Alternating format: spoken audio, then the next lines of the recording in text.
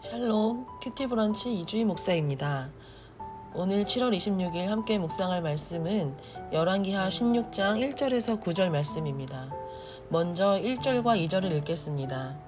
르말랴의 아들 베가 제17년에 유다의 왕 요담의 아들 아하스가 왕이 되니 아하스가 왕이 될 때의 나이가 20세라. 예루살렘에서 16년간 다스렸으나 그의 조상 다윗과 같지 아니하여 그의 하나님 여호와께서 보시기에 정직히 행하지 아니하고 남유다는 요담에 이어서 그의 아들 아하스가 왕위에 오릅니다. 그런데 아하스는 아버지 요담과는 다르게 하나님 보시기에 악한 왕이었습니다. 이미 아버지 요담 왕 때부터 국제정세는 불안해지기 시작하였고 아수르라는 존재가 패권을 장악하고 있고 또 이를 대항하기 위해 반아수르 동맹을 맺는 아람과 북이스라엘이 유다를 호시탐탐 노리고 있었습니다. 아마도 아하스는 상당히 불안했을 것입니다. 아하스 시대에 활약했던 이사야서는 이렇게 기록합니다. 이사야서 7장 2절입니다. 어떤 사람이 다윗의 집에 알려 이르되 아람이 에브라임과 동맹하였다 하였으므로 왕의 마음과 그의 백성의 마음이 숲이 바람에 흔들림같이 흔들렸더라. 여기서 왕은 아하스를 말합니다. 아하스의 마음과 백성들의 마음이 바람에 흔들림같이 흔들렸다고 이사야서는 표현합니다. 그만큼 아수르의 위력이 대단하고 그리고 가까이서 공격하려는 아람과 북이스라엘 세력 역시도 만만치 않았던 것입니다.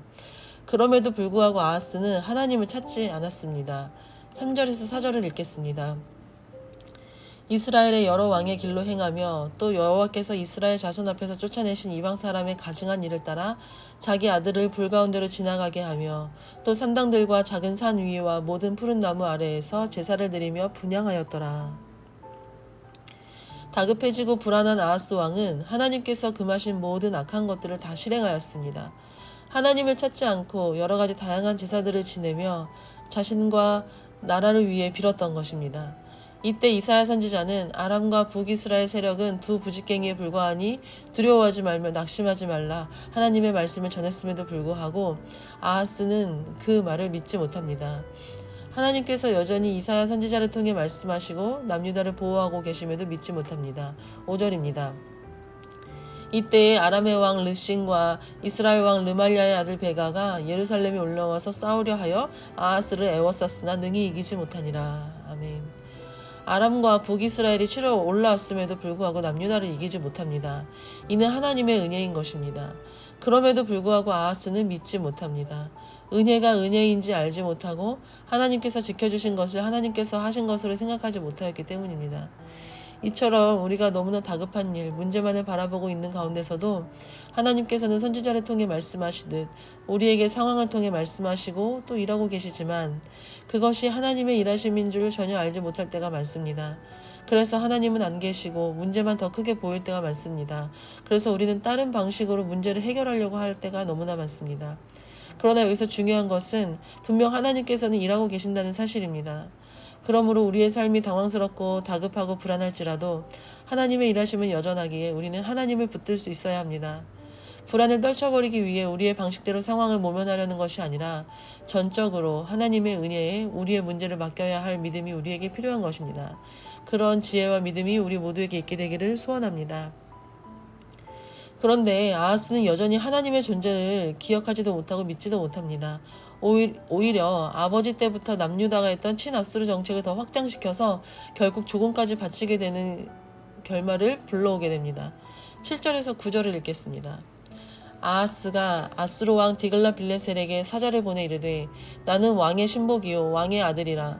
이제 아람 왕과 이스라엘 왕이 나를 치니 청하건대 올라와 그 손에서 나를 구원하소서 하고 아하스가 여호와의 성전과 왕궁 곳간에 있는 은금을 내어다가 아수르 왕에게 예물로 보냈더니 아수르 왕이 그 청을 듣고 올라와서 다메섹을 쳐서 점령하고 그 백성을 사로잡아 기르로 옮기고 또 르신을 죽였더라.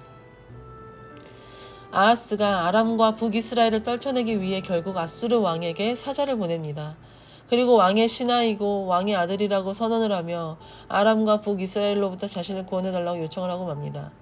이사야서에 의하면 아람 왕과 북이스라엘 왕이 아하스를 폐위시키고 자신들과 반아수르 동맹을 맺을 수 있도록 다브넬이라는 사람을 왕으로 앉히기 위해서 아하스가 더 좌불안석이 되었던 것입니다. 그래서 자신의 왕권을 지키기 위해 아수르의 도움을 청해 하지 말아야 하는 그 고백을 하게 된 것입니다. 이제 아하스는 아수르의 말에 무조건적으로 따라야 하는 처지에 놓이게 되었습니다. 오직 자신의 자리를 지키기 위해 다른 것을 보지 못하고 하나님의 말씀을 믿지 못하고 자신의 자리만 지키면 된다는 태도가 많은 것을 생각하게 합니다. 남유다는 왕의 자리는 하나님께서 세우십니다. 하나님을 인정하고 섬기면 그 왕위는 굳건해집니다. 그리고 모든 세계의 정세의 흐름은 하나님께 있습니다. 그것을 보는 눈은 이스라엘을 통한 하나님의 말씀을 들었을 때 가능해집니다.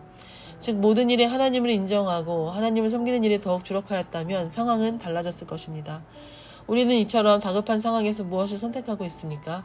상황의 흐름을 주관하시는 하나님께 모든 것을 맡기고 있는지 되돌아보게 됩니다. 나의 앞날은 오직 주께 있기 때문에 어떠한 순간에서도 하나님께 모든 것을 맡기고 나아가는 저와 여러분 되시기를 소망합니다. 기도하겠습니다. 사랑하는 주님, 아하스가 처한 상황에서 어리석게도 하나님을 믿지 못하고 하나님께 모든 것을 맡기지 못하는 것을 보게 됩니다. 우리가 이러한 상황 속에서 하나님만을 섬기고 하나님만을 선택할 수 있는 지혜와 믿음이 있게 하여 주옵소서. 감사드리며 예수님의 이름으로 기도드립니다. 아멘.